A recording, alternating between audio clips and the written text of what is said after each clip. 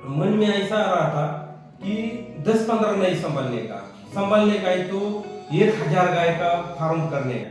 Farmer को profit होगा और एक फार्मर हो गया कि दूसरा होगा, दूसरा से तीसरा, ऐसा पूरे देश में बड़े बड़े फार्म खड़े होंगे। हम सबको क्वालिटी दूध और बाय प्रोडक्ट्स दे सकते हैं।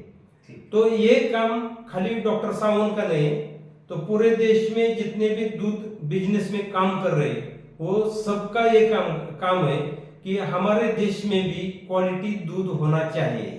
लेकिन मुझे बीवीसी को एडमिशन नहीं मिल गया, तो मैं घर आके पहले 1-2 गाय खरीदी किया। सकाळ पेपर और एग्रोन में एक न्यूज आ गई थी कि भारत में से किसी भी इंडिविजुअल फार्म का दूध इजराइल अमेरिका के दूध के हवा के पास भी नहीं रह सकता, खड़ा हो सकता, नजदीकी तो बात छोड़ दो। और हमारे देश में जो दूध है उसकी क्वालिटी एकदम पुअर है। तो हमने चैलेंज उठाया कि हमारे देश में एक भी क्यों नहीं है। तो हमें 1 साल में सक्सेस मिल गया कि क्वालिटी दूध बनाने के लिए। तो क्वालिटी दूध यानी क्या? नमस्ते सर, बहुत बहुत धन्यवाद, आपने इस चैनल पे समय दिया अपना। तो मैं स्ट्रेट फॉरवर्ड जानना चाहूँगा कि आप डेयरी फार्मिंग में क्यों और कैसे आए? ऐसा तो मैं जब 9वीं-10वीं में स्कूल में पढ़ रहा था जी, हाई स्कूल, हमारे गांव में हाई स्कूल था, तो गांव में एक दो हमारे इधर के किसान थे, एक शिवाजीराव भोसले और दूसरा आनंदराव भोसले। तो उन्होंने क्या किया था, उसी टाइम करीबन 1978-79 में वो पंजाब से गाय खरीदी करके लाया था। तो उस टाइम हमारे इधर वो जर्सी एचएफ ऐसा कुछ गाय नहीं था। तो वो गाय क्या कर रहा था कि पानी पिलाने के लिए उनके फार्म से हाई स्कूल के गेट से जा रही सुबह शाम जाती थी। तो वो देख के ऐसा लग रहा था, अरे कैसी गाय, कितनी अच्छी लगती है, कितनी दूध देती है। तो मन में ऐसा आ रहा था कि ऐसी गाय संभालने का। जब मैं 9वीं-10वीं कक्षा में पढ़ रहा था, उसी टाइम की मैं बात बोल रहा कि ऐसी गाय संभालने के, लेकिन मेरा उस टाइम का मन में ऐसा आ रहा था कि 10-15 नहीं संभालने का ही तो 1,000 गाय का फार्म करने का। उसी टाइम मैंने तय किया कि नहीं, चलो ऐसा ही 1,000 गाय का फार्म बनाने का है। और वेटरनरी बीवीसी को जाने के लिए मैंने कोशिश किया, लेकिन मुझे बीवीसी को एडमिशन नहीं मिल गया। तो मैं घर आके पहले 1-2 गाय खरीदी किया। उसी टाइम से मेरी शुरुआत हो गई। मैंने 2 गाय खरीदी किया, थोड़ा फार खेती कर रहा था। 1 साल मेरा ऐसा ही जाने वाला था कि दूसरे साल फिर कोशिश करने का था कि किधर एडमिशन मिलता है क्या, कि मुझे डेयरी फार्म का नॉलेज चाहिए था, इसलिए मुझे किधर तो एडमिशन चाहिए था। उसी बीच में मैंने 2 गाय खरीदी किया और थोड़ा खेती का नॉलेज मुझे 1 साल में मिल गया। फिर दूसरे साल मैंने वेटरनरी डिप्लोमा को एडमिशन लिया, कि जिसे हमें महाराष्ट्र में लाइफ स्टॉक सुपरवाइजर बोलते। तो लाइफ स्टॉक सुपरवाइजर के कोर्स को एडमिशन लिया कि मुझे थोड़ी जानकारी होना चाहिए कि सिस्टमेटिकली कि मैं फार्म कैसे आगे ले जा सकता है। 2011 में सकाळ पेपर और एग्रोन में एक न्यूज आ गई थी कि भारत में से किसी भी इंडिविजुअल फार्म का दूध इजराइल अमेरिका के दूध के हवा के पास भी नहीं रह सकता, खड़ा हो सकता, नजदीकी तो बात छोड़ दो। तो ये दूध कैसा है, हमारे भारत में दूध की क्वालिटी कैसी है, उस देश में दूध की क्वालिटी कैसी है। तो हमने जब पता लगाया कि ये हमारे देश में दूध कैसा है और यूरोप, अमेरिका, इजराइल में दूध कैसा है, तो हमें लगा कि हमारे जो देश में दूध है उसको दूध नहीं बोल सकते। तो उनके देश में जो दूध है तो ये 2-4 महीने का बच्चा बिंदास पी सकता है, उस क्वालिटी का दूध है। और हमारे देश में जो दूध है उसकी क्वालिटी एकदम पुअर है। तो हमने चैलेंज उठाया कि हमारे देश में एक भी क्यों नहीं है। तो हमें लगा कि नहीं, ऐसा दूध बना के ही रहने का। तो हमने फिर एक बैंक ऑफ बड़ौदा का सहयोग लेके, उसका लोन लेके 250 गाय का फार्म खड़ा किया। उस टाइम हमें क्या लग रहा था कि क्वालिटी दूध बनाने के लिए बड़ा फार्म होना चाहिए, मिल्किंग पार्लर होना चाहिए, बल्क मिल्क कूलर चाहिए। तो उसी टाइप का हमने फार्म खड़ा करने की कोशिश की, और उसी टाइम हमने बैंक ऑफ बड़ौदा का लोन लिया, 250 गाय का फार्म खड़ा किया, डी लेवल का पार्लर लगाया उधर कि जो एकदम क्वालिटी का है, ऐसा पार्लर लगाया। डी लेवल का ही बल्क मिल्क कूलर भी उधर बिठाया, और फुल्ली ऑटोमेटिक पार्लर हमने चालू किया उधर फार्म पे। और 250 गाय, फिर हमारा 100 गाय था और 150 गाय खरीदी किया। 250 गाय से 2011-12 में हमने फार्म चालू किया, और एक साल के बीच, 1-1.5 साल में हमने कि क्वालिटी दूध बनाने का प्रयत्न किया। तो हमें 1 साल में सक्सेस मिल गया कि क्वालिटी दूध बनाने के लिए। तो क्वालिटी दूध यानी क्या? तो एंटीबायोटिक्स फ्री होना चाहिए, अफ्लाटॉक्सिन फ्री होना चाहिए, somatic cell count, bacterial count lower level पे होना चाहिए, फिर फैट, प्रोटीन, एसएनएफ, एपीएसएस, एआईके नॉर्म्स जैसा होना चाहिए। उस दूध को हम क्वालिटी दूध बोलते हैं। तो उस टाइप का दूध बनाने के लिए हमें 1 साल लग गया।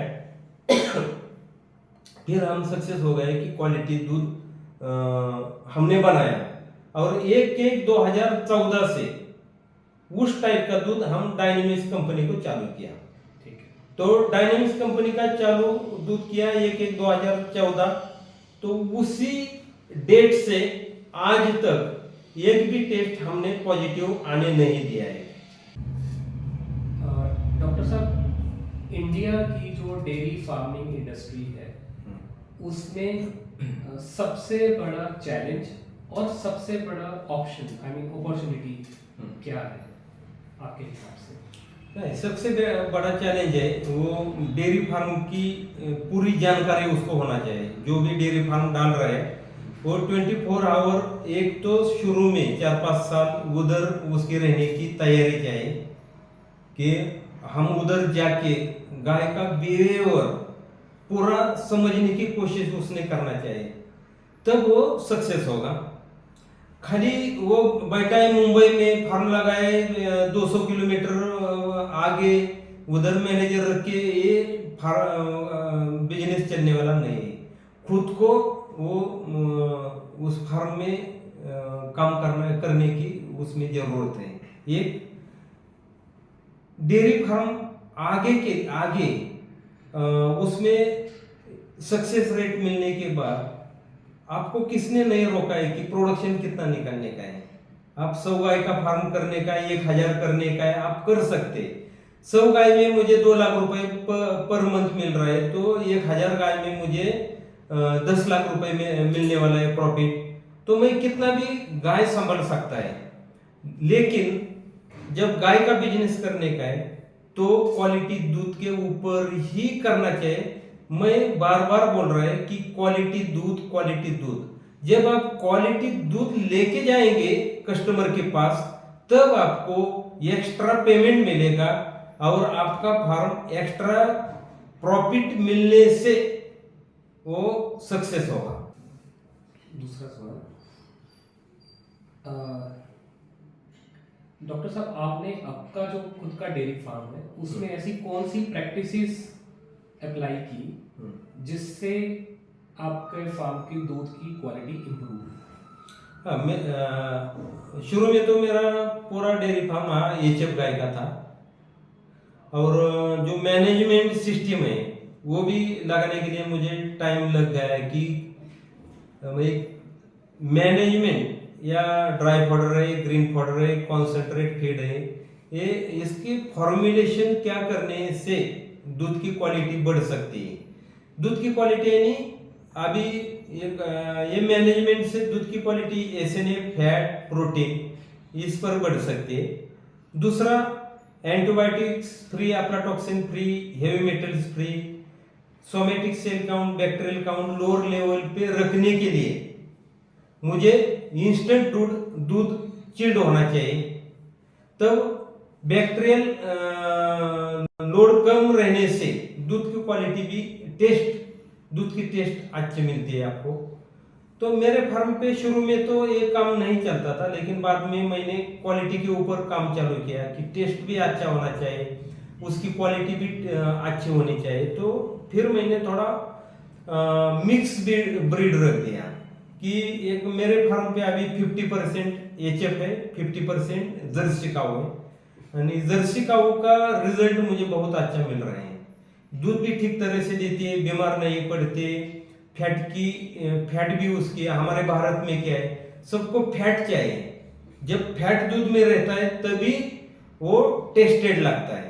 तो सबकी मांग है कि नहीं, हमें फैट अच्छे मलाई दूध के ऊपर अच्छे आनी चाहिए।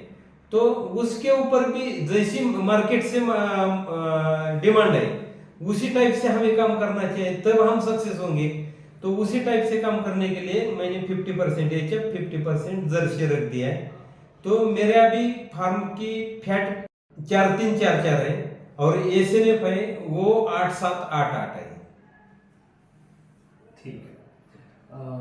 नेक्स्ट डॉक्टर साहब, आप मार्केट में A2 मिल्क इतने हाई प्राइस यानी कि 80 रुपीज़ पर लीटर पे कैसे बेच पा रहे हैं, उसके पीछे का क्या सीक्रेट है? नहीं, मैं सबको बोलूंगा कि A2 के झंझट में मत पड़ो। A2 ऐसा कुछ नहीं है कि A2 से फायदा होता है, A2 से नुकसान होता है, ऐसा कुछ भी नहीं है। लेकिन मार्केट से डिमांड रहती है कि A2 तो मेरे फार्म पे भी एक सर्टिफाइड डीएनए टेस्ट करके गाय रखा है कि जो करीबन 340-45 गाय है कि जो A2 है, उसका डीएनए टेस्ट रिपोर्ट भी हमारे पास है। तो हम उसका दूध अलग निकालते हैं, ज्यादा जो नहीं जाता है मार्केट में A2 करके, लेकिन जो भी है वो अलग दूध A2 करके हम रॉ चिल्ड मिल्क बेचते हैं। डॉक्टर साहब, त्रिमूर्ति डेयरी फार्म और त्रिमूर्ति जो प्रोसेसिंग प्लांट है, इनके फ्यूचर प्लान्स क्या है? नहीं, एक तो जो त्रिमूर्ति डेयरी फार्म है अभी 800 गाय का है। 2024-25 में वो 1500 गाय का फार्म करने का है। और मेरा खुद का मकसद है कि 1,000 गाय के फार्म ये हमारे पूरे महाराष्ट्र में हमारे रहेंगे। कम से कम 1,000 गाय के, मैक्सिमम 1,500 गाय के फार्म रहेंगे। लेकिन जो भी रहेंगे वो 50-100 फार्म ऐसा करने का हमारा इरादा है। फिर 2016 में शरद पवार की जो हमारे भारत के कृषि मंत्री थे शरद पवार जी, तो उनकी विजिट हो गई। तो विजिट होने के बाद उन्होंने मुझे बताया कि आप जो क्वालिटी दूध बना रहे हैं, मुझे दिल्ली में समझ गया कि हमारे महाराष्ट्र में ऐसे फार्म में क्वालिटी दूध बन रहा है। तो आप जो दूध बन रहा है तो आप अदर फार्मर को ऐसा फार्म खड़ा करके दे सकते हैं क्या कि वो भी क्वालिटी दूध बना सकते हैं।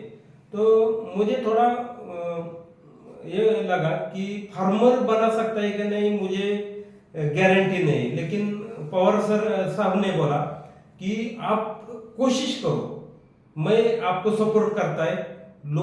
किसी को लोन चाहिए, लोन देने के लिए मैं किसी भी बैंक को तैयार करता है, जो आपको लगता है सब देने के लिए मैं तैयार है। लेकिन फार्मर ने इस क्वालिटी का दूध तैयार करना चाहिए।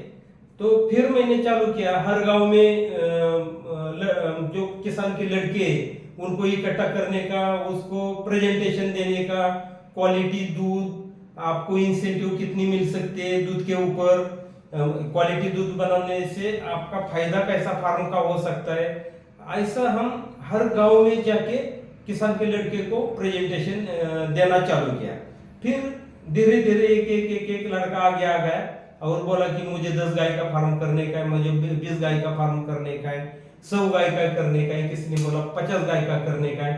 तो हमने उसी तरह से उनको फार्म खड़े करके दिया, और फार्म खड़े करके देने के बाद उसका प्लान एस्टिमेट सब हमने तैयार किया है कि उसका फार्म कैसा होना चाहिए, 10 गाय का फार्म कैसा होना चाहिए, 50 गाय का फार्म कैसा होना चाहिए, 100 गाय का फार्म कैसा होना चाहिए। तो सब गाय ऐसा फार्म खड़ा करके सबको सपोर्ट किया। उसकी मैनेजमेंट, फार्म की मैनेजमेंट सब हमारे हाथ में रख दिया। वेटरनरी सर्विसेज उनको प्रोवाइड किया। फिर दूध जब निकालने का है तो दूध निकालने के लिए पूरे फार्म पे मिल्किंग मशीन का यूज किया। 2-3 फार्म पे 1/6 का पार्लर लगाया, तो पार्लर से दूध निकल रहा था, मशीन से दूध निकल रहा था, तो दूध की क्वालिटी एकदम अच्छी थी। फिर एंटीबायोटिक्स का यूज हो गया, तो एंटीबायोटिक्स फ्री होने के लिए क्या करना चाहिए, वो सब मार्गदर्शन हम फार्मर को, हमारी वेटरनरी टीम और खुद मैं सबको हम उसको मार्गदर्शन कर रहे थे। तो इसी टाइप से हमने क्वालिटी दूध बनाया। खुद का भी फार्म, खुद के फार्म का भी दूध क्वालिटी दूध है, और जो हमने इधर 20 किलोमीटर के रेडियस में एक 80-90 फार्म खड़े किए हैं, उनका भी दूध क्वालिटी दूध बनता है उनके फार्म पे भी। तो पूरे 100 गाय का मैंने उसी टाइम लूज हाउसिंग का फार्म बनाया। लेकिन लूज हाउसिंग का फार्म बनाने के टाइम भी मैंने 3-4 टाइप के फार्म बनाए, और हर फार्म में 25-25 गाय रखा, और सबका सब फार्म के नोट रख दिया कि किसमें क्या होता है, इसमें क्या होता है। मैं 4 फार्म में गाय को तकलीफ किसमें ज्यादा पड़ती है और आराम किसमें ज्यादा मिलता है, दूध किधर बढ़ता है, बीमारी किधर कम रहती है, उसका सब स्टडी करके 4 में से एक मॉडल मैंने फिक्स किया कि इस मॉडल में गाय को बहुत आराम मिलता है, मिल्क का यील्ड भी बढ़ता है। तो मैंने उस टाइप का मॉडल, जो अभी जो आपको फार्म दिखाया मैंने कि 800 गाय का, तो उधर वही मॉडल है मेरा। और वो मॉडल इतना पॉपुलर हो गया कि मुझे लगता है कि जो गरीब किसान है, ये 10 गाय संभालने का है, किसान को आगे रख के मैंने मॉडल बनाए हैं। मेरे लिए मॉडल नहीं बनाए। मेरे लिए मॉडल बनाता तो ये गर्डेल लगा के बहुत बड़ा शेड बना के सब ऐसा बड़ा मॉडल मैं बना सकता था। लेकिन मैंने 10 गाय का फार्मर आगे रख के उसके लिए क्या चाहिए, ये उस टाइप का मैंने मॉडल बनाया। तो ये मॉडल इतना पॉपुलर हो गया है कि अब पूरे महाराष्ट्र में 80% मुझे लगता है इस टाइप का मॉडल है। जिधर भी आप देखेंगे उधर 80% किसान के पास ये मॉडल है। ठीक। और मुझे तो लगता है कि महाराष्ट्र का क्लाइमेट ऐसा है, ना ज्यादा ठंड रहता है, ना ज्यादा गर्मी रहता है, और ना बारिश ज्यादा पड़ती है। तो गाय के लिए क्या चाहिए, भरपेट खाना चाहिए, पेट भर के, अच्छा क्वालिटी का कॉन्सेंट्रेट चाहिए, उतना ही ठीक है उसके लिए। वो शेड बहुत बड़ा है, उधर सब जगह पर कूलिंग का सिस्टम है, लेकिन खाने के लिए उसके आगे कुछ नहीं, उसका कुछ फायदा नहीं। तो दोनों की जरूरत है, कूल्ड भी चाहिए और खाने पीने की भी जरूरत चाहिए। उसको जितना चाहिए वही मिलने के लिए मैंने जो मेरे फार्म में गाय के लिए शेड है, उस शेड की रचना उस टाइप की है मेरे। तो आपने पूरी R&D की किया है उसके ऊपर, और खुद पर की। हाँ, खुद पर। तो इसको आगे बढ़ाते हैं सर, कि आगे बढ़ते हैं फीड मैनेजमेंट के ऊपर। तो जो छोटे फार्म्स हैं, 10 गाय से 50 गाय या 100 गाय तक के फार्म, अभी उसमें आपका तो बड़ा फार्म है, आपने अपने बड़े फार्म पर ग्रुप्स इस तरीके से बनाए हुए कि आप उनका फीड अलग अलग ग्रुप का अलग अलग रेडी कर लेते हैं।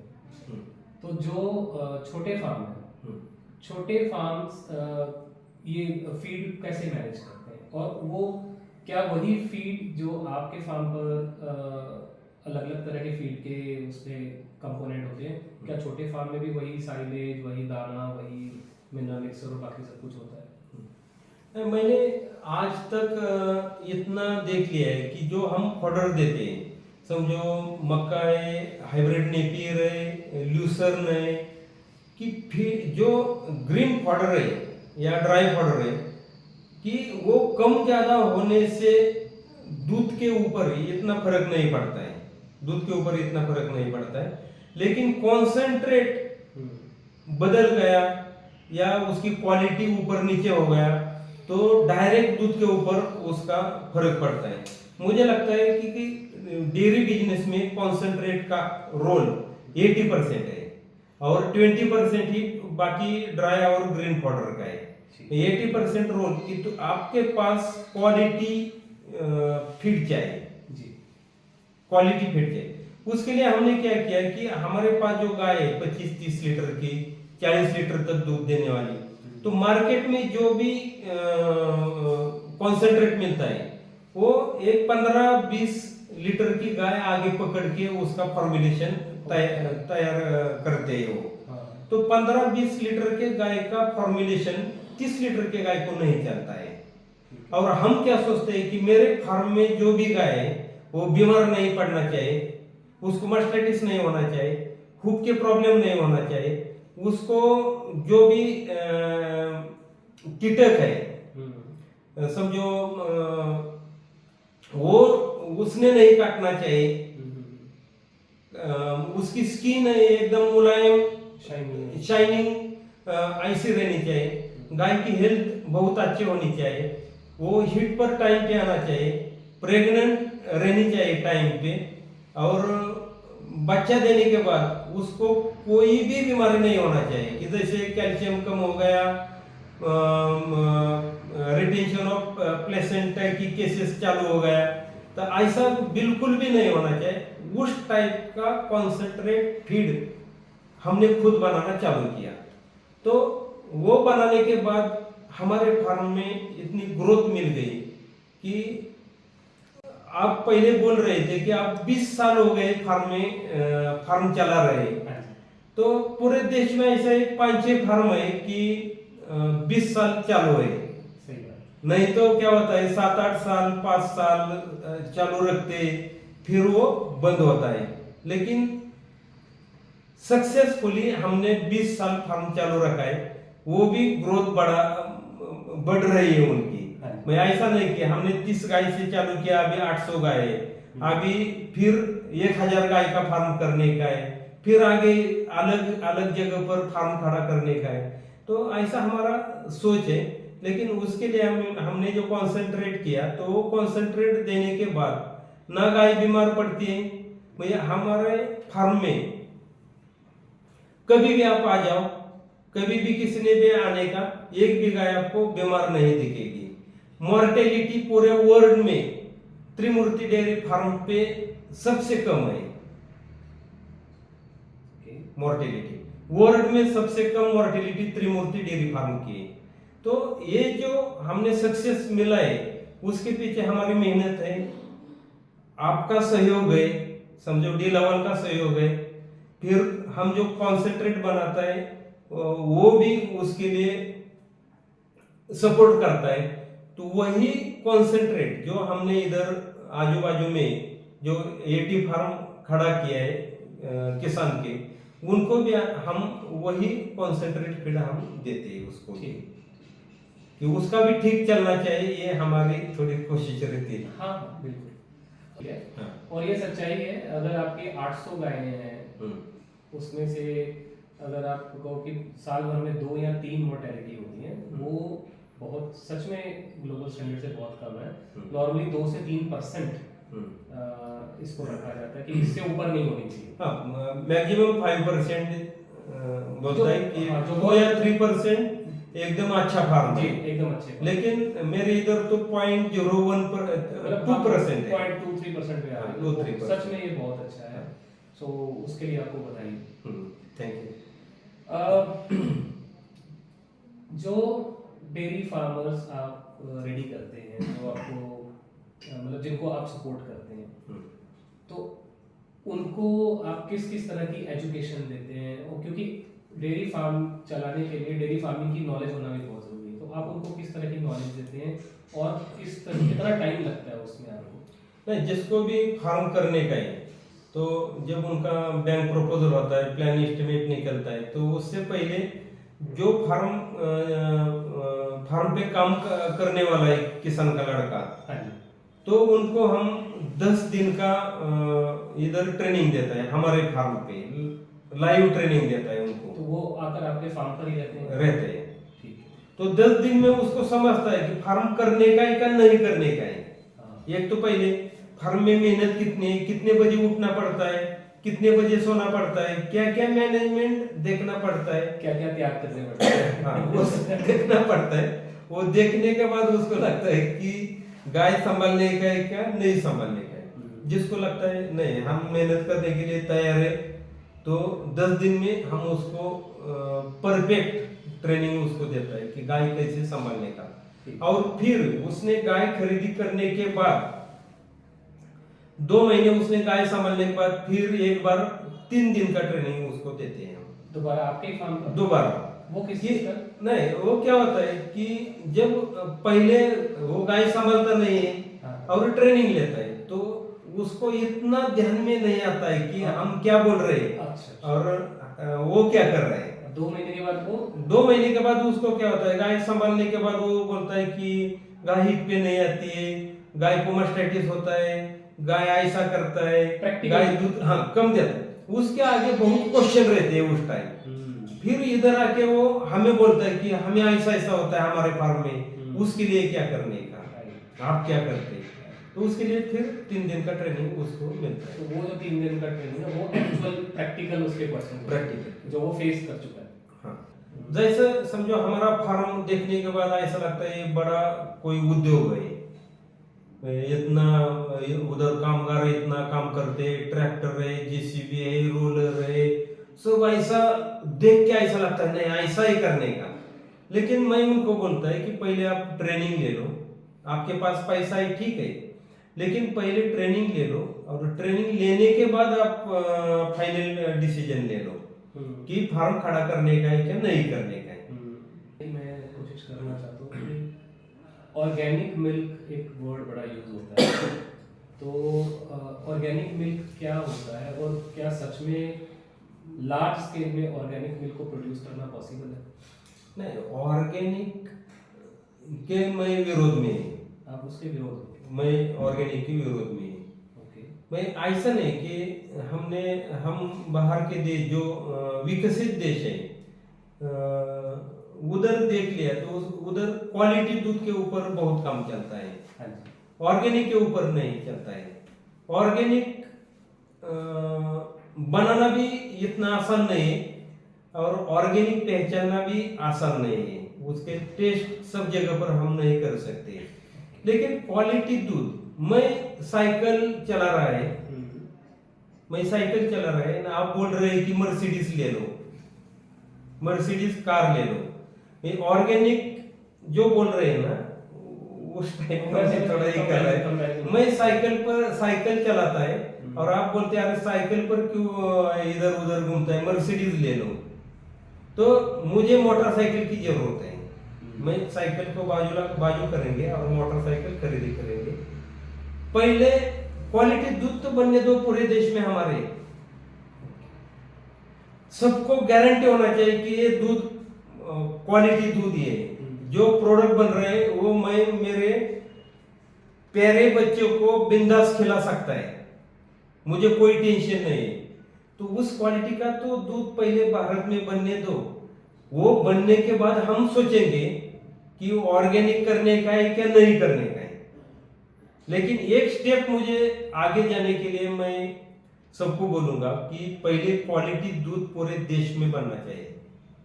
सही। तो आप ये कह रहे हैं कि अभी जो करंट दूध मार्केट में है वो प्योर भी है या नहीं, अभी तो वो स्टेज है, वहां से सीधा ऑर्गेनिक मिल्क की बात अभी करना ठीक नहीं है। ठीक नहीं। उसके पहला स्टेप हमारा है क्वालिटी मिल्क। Quality milk. तो मतलब बिना एडल्ट्रेशन का क्वालिटी मिल्क, ये पहला स्टेप है। हाँ, बिना एडल्ट्रेशन का, एंटीबायोटिक्स फ्री, हाँ। अफ्लाटॉक्सिन फ्री, ये बहुत ही इम्पोर्टेंट है सर कि जी। बच्चे के लिए जी जी और बीमार बुजुर्ग आदमी के लिए एंटीबायोटिक्स फ्री, अफ्लाटॉक्सिन फ्री ही दूध चाहिए। बिल्कुल बिल्कुल। हाँ। ये तो बेसिक रिक्वायरमेंट होगी। तो सबसे पहले बेसिक रिक्वायरमेंट मीट करना जरूरी है। एक बार पूरे इंडिया में जब वो लेवल अचीव हो जाए, फिर प्रीमियम यानी कि ऑर्गेनिक साइड पे हमें हाँ। सोचना चाहिए। ठीक है। तो आपका कोई संदेश डेयरी फार्मर के लिए या डेयरी गार्ड्स के लिए? नहीं, कोई भी कस्टमर उसको आप गारंटी देंगे कि इस क्वालिटी का दूध रहेगा तो हम 5 रुपए आपको दूध रेट ज़्यादा देने के लिए तैयार है। तो मुझे लगता है पूरे भारत में जितने भी दूध के प्लांट हैं, प्रोसेसिंग प्लांट है, उन्होंने अपने अपने एरिया में ये काम चालू किया कि क्वालिटी दूध हमें चाहिए, आपको इंसेंटिव 5 रुपए 4 रुपए दे देंगे और वही दूध आप मार्केट में 4-5 रुपए ज्यादा रेट से बेच दिया तो एक तो फार्मर को प्रॉफिट होगा और एक फार्मर हो गया कि दूसरा होगा, दूसरा से तीसरा, ऐसा पूरे देश में बड़े बड़े फार्म खड़े होंगे और क्वालिटी दूध हमारे देश में ज्यादा होने के बाद हम सबको क्वालिटी दूध और बाय प्रोडक्ट्स दे सकते हैं। तो ये काम खाली डॉक्टर सावंत का नहीं, तो पूरे देश में जितने भी दूध बिजनेस में काम कर रहे हैं वो सबका ये काम है कि हमारे देश में भी क्वालिटी दूध होना चाहिए। बिल्कुल। हाँ। तो बहुत बहुत धन्यवाद डॉक्टर साहब आपका। आई थिंक आपके ये सारे सुजेशंस इस पूरी इंडस्ट्री के काम आएंगे। इन फ्यूचर आई थिंक हम दोबारा फिर कभी बैठेंगे और चर्चा करेंगे। जो लोगों के कुछ क्वेश्चंस क्वेरीज आएंगी वो मैं आपके साथ शेयर करूंगा, तो फिर उनके ऊपर हम दोबारा वापस उनको रिप्लाई करते हुए वीडियो बनाएंगे। Thank you so much. ठीक है, थैंक यू सर।